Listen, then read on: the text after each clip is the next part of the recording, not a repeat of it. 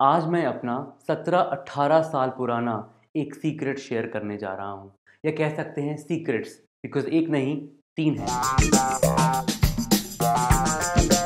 और वो ये है कि मैंने कैसे अपनी कम्युनिकेशन स्किल्स एक्वायर की, मैंने कैसे इफ़ेक्टिव कम्युनिकेशन सीखा, इंग्लिश स्पीकिंग सीखी और अपने ज़िंदगी को चेंज किया, बदलाव लाया। अब ये वीडियो किसके लिए है? देखिए ऐसे बहुत सारे लोग इसे देखेंगे जिनके लिए इंग्लिश बोल पाना या इफ़ेक्टिवली कम्युनिकेट करना या अच्छी तरह से अपने आप को एक्सप्रेस करना कोई बड़ी बात नहीं है। आप जब चाहें वो कर सकते हैं। पर अगर आप वो हैं जिनको लगता है कि कभी-कभी आप एक्सप्रेस नहीं कर पाते या अपनी बात नहीं रख पाते या सोचते हैं कि मुझे कुछ एक्सप्रेस करना है या कहना है पर आपको शब्द नहीं मिलते, सही सेंटेंस नहीं मिलता और अगर वो मैटर इंग्लिश में हो या आपकी फर्स्ट लैंग्वेज में ना हो तो आपके लिए वो और भी मुश्किल हो जाता है। आप अपने आप को कहीं न कहीं पीछे महसूस करते हैं। कई बार आप इंटरव्यूज़ में जाते हैं और वहाँ पे सिर्फ़ इसलिए बाहर आ जाते हैं, छाँट दिए जाते हैं क्योंकि आप इफ़ेक्टिवली अपने आप को एक्सप्रेस नहीं कर पाए, आप सही से इंग्लिश में बता नहीं पाए। देखिए हम भारत में रहते हैं, हिंदी हमारी मातृभाषा है और हमें इस पे गर्व है। बट सच्चाई एक और भी है कि आज के टाइम में कॉर्पोरेट में अगर आपको जॉब चाहिए, अगर आप कॉर्पोरेट वर्ल्ड में कुछ करना चाहते हैं, चाहे आप इंडिया में करें, चाहे बाहर करें, 99% आपको आपकी कम्युनिकेशन स्किल्स के ऊपर चूज़ किया जाएगा, सेलेक्ट किया जाएगा, प्रायोरिटाइज़ किया जाएगा, तो आप सीढ़ियों पे अपने आप ऊपर चले जाएँगे अगर आपकी कम्युनिकेशन स्किल्स अच्छी हुई तो। अगर आप उनमें से कोई एक हैं, तो ज़रूर इसको आगे सुनिए, अन्यथा धन्यवाद अब तक देखने के लिए वीडियो बहुत-बहुत शुक्रिया। तो दोस्तों समझते हैं कि ये इम्पोर्टेंट क्यों है? अगर आपको लगता है कि आपके जीवन में आपकी सक्सेस पे और आपकी करंट सिचुएशन के बीच में अगर एक बाधा है, तो वो आपकी कम्युनिकेशन स्किल्स है, तो ये आपके लिए इम्पोर्टेंट है। मेरे लिए इम्पोर्टेंट इसलिए था क्योंकि जब मैंने अपने करियर की शुरुआत की, तो मुझे उस वक़्त सिर्फ़ जॉब चाहिए था और उस वक़्त मैं अंडर ग्रेजुएट था। अंडर ग्रेजुएट को कहीं और जॉब नहीं मिल रही थी, तो मुझे कॉल सेंटर में जॉब मिल गई। मेरी पहली जॉब बोलने की जॉब थी, तो वहाँ पे उन्होंने बोलना सिखाया। ऐसा नहीं है कि मुझे इंग्लिश बोलने बिल्कुल नहीं आती थी, मुझे इंग्लिश आती थी बिकॉज़ मैं एक कॉन्वेंट स्कूल से पढ़ा हुआ हूँ, बट मेरा जन्म और मेरी परवरिश सब बनारस में हुई।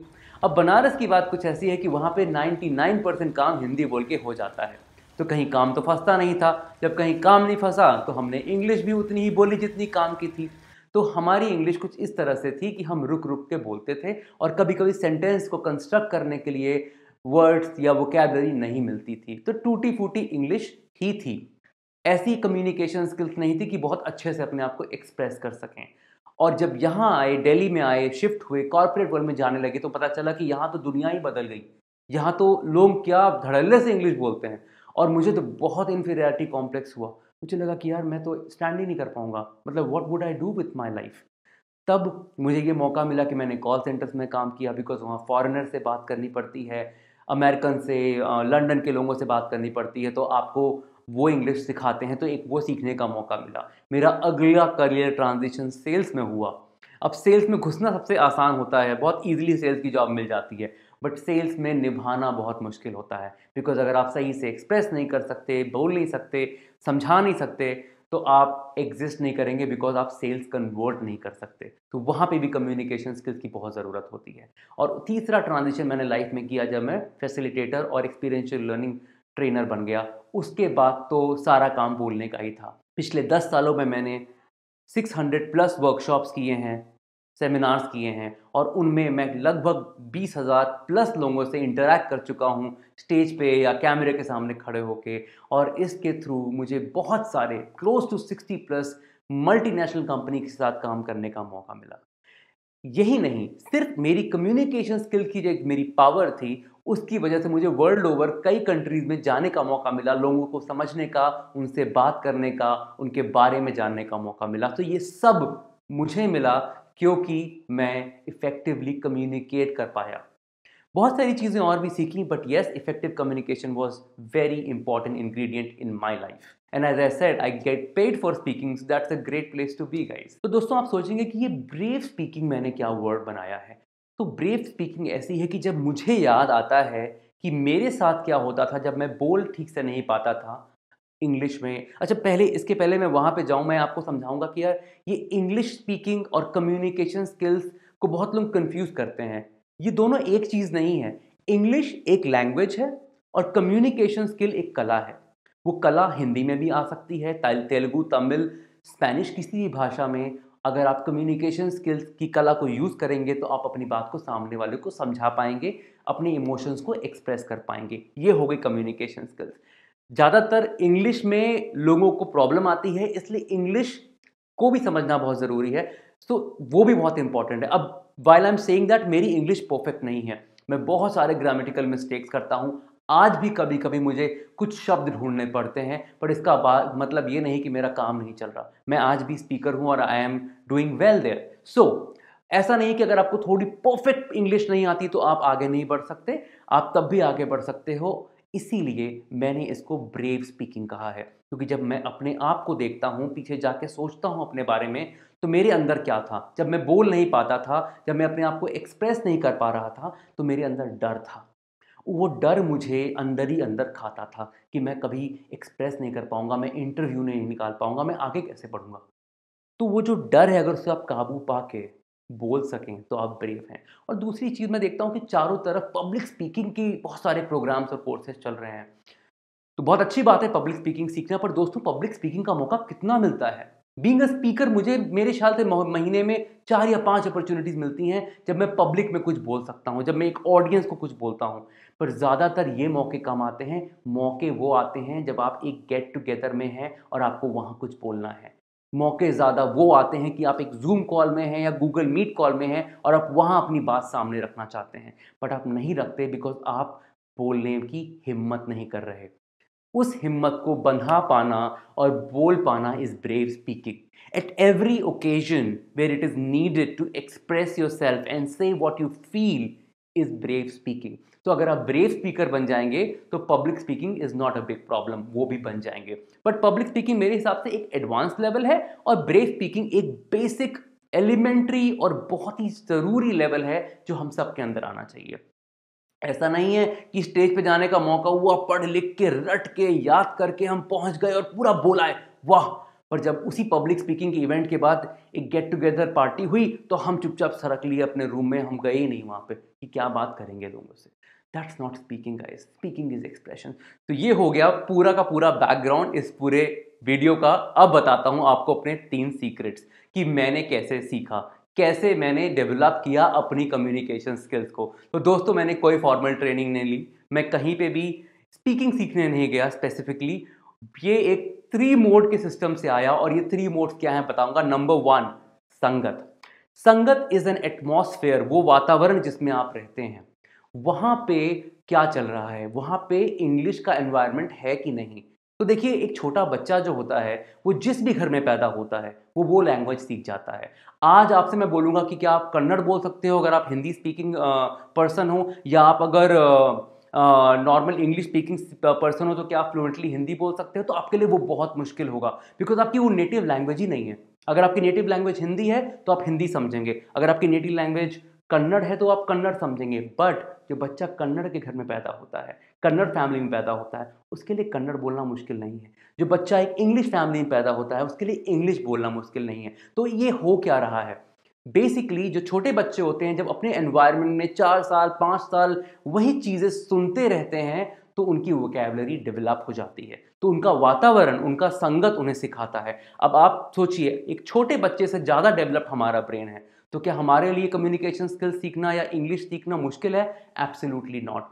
Only thing you have to change the environment. अब आप कैसे बदलेंगे? आप कहेंगे यार क्या एनवायरनमेंट की बात कर रहे हो, हमारा तो पूरा शहर हिंदी बोलता है, हमारे यहाँ तो इंग्लिश बोलने वाले मेरे खानदान में कोई नहीं है, मैं किससे बात करूंगा। मेरे साथ भी ऐसी सिचुएशन हुई थी एक बार, तो उसका भी एक सोल्यूशन है, वो भी मैं आपको बताऊंगा। तो एक किस्सा ये हुआ कि जब मैं कॉल सेंटर्स में काम कर रहा था उसी बीच में मुझे एक नया शौक चढ़ा कि मैं न्यूज़ एंकर बनूं, न्यूज़ रीडर बनूं। तो मैंने एक कोर्स किया, दिल्ली में एक कोर्स कराते थे news anchoring and news reading and anchoring का। और वहाँ जब हम गए तो उन्होंने बोला यही बात संगत वाली, उन्होंने बोला कि सबसे पहले इंग्लिश सुनो, पर ठीक से सुनो और सही से सुनो और सही जगह से सुनो। तो उन्होंने रिकमेंड किया कि हम बीबीसी चैनल पे जो न्यूज़ आता है उसे सुने। क्यों?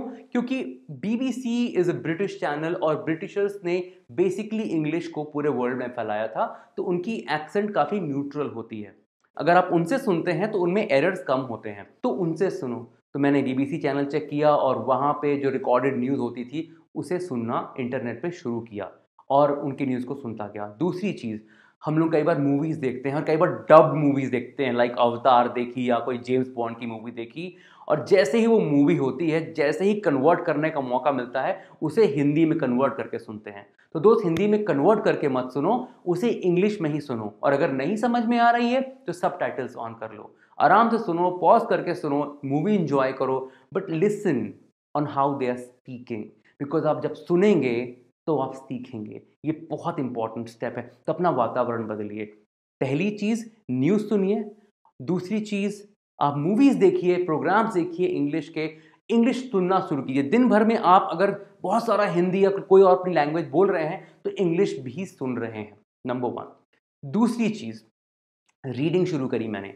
रीडिंग करिए। रीडिंग का बहुत सिंपल तरीका है। उस वक्त किसी ने रिकमेंड किया कि द हिंदू पेपर ले लो, तो हमने हिंदू पेपर लगा लिया और वो हम पढ़ते थे। पर पढ़ते पढ़ते 5 लाइन के बाद 6वें लाइन में ऐसा वर्ड आता था जिसका दूर दूर तक पता ही नहीं। तो मैंने कहा यार ये तो बहुत फंसे का मामला। तो मेरे टीचर ने बोला कि आप डिक्शनरी लेके बैठो, जब भी कोई वर्ड आए जिसका आपको मीनिंग पता नहीं है उसको अंडरलाइन करो, उसकी मीनिंग ढूंढो, जब मीनिंग समझ जाओ अपने नोटपैड में लिख लो कि आज मैंने ये मीनिंग सीखी, और आगे बढ़ जाओ। आपका नोटपैड रोज 10-15 नए वर्ड आपको सिखाता रहेगा। It was a long and tiring process, but it's a very helpful process. और उस वक्त तो मेरी सिचुएशन हिंदी इंग्लिश की ऐसी थी कि मेरे पास ऑक्सफोर्ड डिक्शनरी थी, पर मैं उसमें भी समझ नहीं पाता था। तो मेरे पास एक पुरानी Hindi to English, English to Hindi Bhargava की डिक्शनरी होती है, वो डिक्शनरी थी। मैं उसमें ढूंढता था वर्ड्स को और उनकी हिंदी मीनिंग लेके समझता था।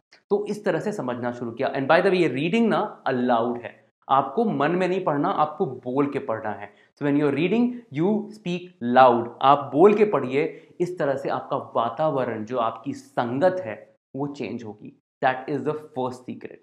और जो सेकंड सीक्रेट है वो है प्रैक्टिस। अब वो कैसे करना है, उसके लिए आप एक ऐसा दोस्त छोड़िए अपने साथ जो भी इंग्लिश सीखना चाहता हो, वो आपकी तरह डेडिकेटेड फ्रेंड हो, और आप दोनों एक दूसरे से डेली इंग्लिश में बात करिए, प्रैक्टिस करिए जो सीख रहे हैं उसको। और कैसे? फ़ोन लीजिए, फ़ोन पे बात कीजिए। आजकल फ़ोन भी ऑलमोस्ट सारे के सारे अनलिमिटेड सब्सक्रिप्शन पे आते हैं और बहुत सारा टॉक टाइम मिलता है, तो कॉल करना कोई बड़ी बात नहीं है, आप व्हाट्सएप कॉल भी कर सकते हैं। तो ऐसा फ्रेंड ढूँढिए, ऐसा कोई ढूँढिए जिससे आप इंग्लिश में बात करें, और येस ऑफ कोर्स वो भी समझे कि आप भी सीख रहे हैं और वो भी सीख रहे हैं। आप दोनों वार्तालाप करिए डेली, कम से कम 15 मिनट, 20 मिनट आप बात करिए इंग्लिश में, चाहे टूटी-फूटी ही क्यों ना हो। और हो सके तो एक दूसरे को पॉजिटिव फीडबैक भी दीजिए कि तुमने ये कहा, पर देखो तुमने ये वर्ड यूज़ किया, इसकी जगह वो वर्ड यूज़ कर सकते थे। तो ये बहुत ही इम्पॉर्टेंट है आपकी प्रैक्टिस को स्टार्ट करने के लिए। और जो मैंने किया प्रैक्टिस के लिए, इनफैक्ट जो हमने किया, उन दिनों में लक्ष्मी नगर में रहता था। तो मेरे साथ 4 लड़के रहते थे, हम 4 फ्रेंड्स थे। 2 या 3 हम शायद आईटी वाले थे जो आईटी की पढ़ाई कर रहे थे, और 1 या 2 लोग जो थे वो सीए की तैयारी कर रहे थे। लक्ष्मी नगर में बहुत सारे स्टूडेंट्स ऐसे होते हैं जो सीए की प्रैक्टिस कर रहे होते हैं। हम सब के लिए इंग्लिश इंपॉर्टेंट थी, और एक प्रॉब्लम भी हमारे रूम में हो रही थी। प्रॉब्लम क्या थी कि देखो हम सब जब छोटे-छोटे शहरों से आए थे, मैं बनारस से आया था, कोई बिहार से आया था, कोई कहीं से आया था, और हम सब अपने-अपने लैंग्वेजेज़ लेके आए थे। बट दिल्ली में आने के बाद एक बड़ी प्रॉब्लम शुरू हो गई थी कि घर में छोटी-छोटी बातों पे लोग बात बहस शुरू हो जाती थी। कभी सब्जी लाने को लेके, कभी काम करने को लेके, और उसमें लोग अब्यूज़िव लैंग्वेज का इस्तेमाल, गालियों का इस्तेमाल भी कर रहे थे, और दिल्ली में नई-नई गालियाँ भी सीखने को मिल रही थी लोगों को, तो वो सब भी बहुत बढ़ गया था। तो हमने कहा हम कॉर्पोरेट में जॉब ढूँढने जा रहे हैं, हम आगे चल के नौकरी करना चाहते हैं, हमारी लैंग्वेज ख़राब हो रही है, इसे कैसे ठीक करें? और दूसरा, हमें इंग्लिश भी बोलनी थी। तो हमने एक हाउस रूल बनाया। हमने क्या कहा कि हम पूरे हफ्ते सिर्फ इंग्लिश में बात करेंगे। सिर्फ एक दिन संडे को हम जैसे भी चाहे बात करेंगे, हिंदी में बात करेंगे, पर पूरे हफ्ते हम सिर्फ इंग्लिश में बात करेंगे। और कैसे मेंटेन करेंगे? उसको मेंटेन करेंगे हम पेनल्टी के थ्रू। हमने एक गुल्लक रखा और बोला कि भाई जैसे ही तुम इंग्लिश का एक वर्ड, हिंदी का एक वर्ड बोलोगे, सॉरी हिंदी का एक वर्ड बोलोगे, 1 रुपया आपको गुल्लक में डालना है। अब अगर चिल्लर नहीं है आपके पास तो कोई बात नहीं, आप 10 वर्ड बोल लो और 10 रुपए का नोट उसमें डाल दो। अब पहले तो बड़ी प्रॉब्लम हुई। सबसे बढ़िया चीज़ ये हुई कि गाली-गलौज बिल्कुल बंद हो गई। लोगों को इंग्लिश में लड़ना ही नहीं आता था। क्योंकि जब इमोशन आते हैं, जब भावनाएँ बढ़ती हैं, जब गुस्सा आता है, तो आप अपनी नेटिव लैंग्वेज में बोलते हो। अब गुस्सा आए तो नेटिव लैंग्वेज में तो बोलना नहीं, इंग्लिश में बोलना है, तो लड़ाई झगड़ा खत्म। पूरी की पूरी शांति। दूसरा, हम लोग इंग्लिश बोलने लगे। मेरे मिस्टेक्स होती थी और उसकी पेनल्टी सब ईमानदारी से भरते थे। एक दिन इतना पैसा हो गया कि हमने अच्छी खासी बियर पार्टी कर ली। वो सब तो अपनी जगह था, बट इससे प्रैक्टिस जो हुई उससे हम इंग्लिश बोलना सीख गए। तो जो दूसरा तरीका है उसको करने के ये सारे मेथड्स हैं। आप अपने दोस्तों से बात करिए या आप अपना एक ग्रुप बनाइए जहाँ पे आप इंग्लिश बोलें, और अगर कोई हिंदी बोले उसे पेनलाइज कीजिए। कभी कभी ये भी काम करता है। और जो लास्ट चीज़ है वो बहुत बड़ा रीज़न है हमें होल्ड बैक करने का, वो ये है कि हम हिंदी में सोचते हैं, उसे इंग्लिश में कन्वर्ट करना चाहते हैं और बोलना चाहते हैं। इसमें एक तो टाइम लगता है, दूसरा हमारी कंस्ट्रक्शन ऑफ सेंटेंस करेक्ट नहीं होती। तो ये बहुत लंबा प्रोसेस है, बिकॉज हम बचपन से ऐसे ही सोच रहे हैं। हम अपनी लोकल लैंग्वेज में सोचते हैं और वैसा ही बोलते हैं। हिंदी में सोच के इंग्लिश में बोलना लिटिल डिफिकल्ट। एक स्टेज ऐसा आएगा लाइफ में जब आप इंग्लिश में ही सोचेंगे और इंग्लिश में ही बोलेंगे। अब वो कैसे अचीव करें, अपने थॉट्स को कैसे कन्वर्ट करेंगे, उसका तरीका है जर्नलिंग। ये मेरा तीसरा सीक्रेट है। डेली कुछ ना कुछ तो हुआ होगा, कुछ ना कुछ तो सीखा होगा, कुछ ना कुछ तो गड़बड़ हुई होगी, या कुछ ना कुछ तो बहुत अच्छा हुआ होगा। उन सारी चीज़ों को एक नोटपैड में लिखो। 1 पन्ना 2 पन्ना भरो डेली। और लिखने का एक ही रूल है, इंग्लिश में लिखना है। अपनी भावनाओं को इंग्लिश में उतारिए कागज़ के ऊपर। डेली शाम को या रात को जब हो सके ये रूटीन फॉलो करें, लिखें। और लिखते वक्त क्या होगा, स्लोली स्लोली आपके थॉट्स हिंदी की जगह इंग्लिश में आना शुरू हो जाएंगे। और जिस दिन ये हो जाएगा उस दिन आपकी फ्लुएंसी नेक्स्ट लेवल की हो जाएगी। दोस्त, ये कहीं किसी किताब में सिखाया नहीं, कि मैंने एग्जाम्पल दिया है जो मैंने खुद ट्राई किया है। आप इसे ट्राई कीजिए और मुझे बताइए कि इसका आप पे क्या असर हुआ। तो फिर से मिलेंगे इन सम अदर वीडियो, तब तक के लिए गुड बाय।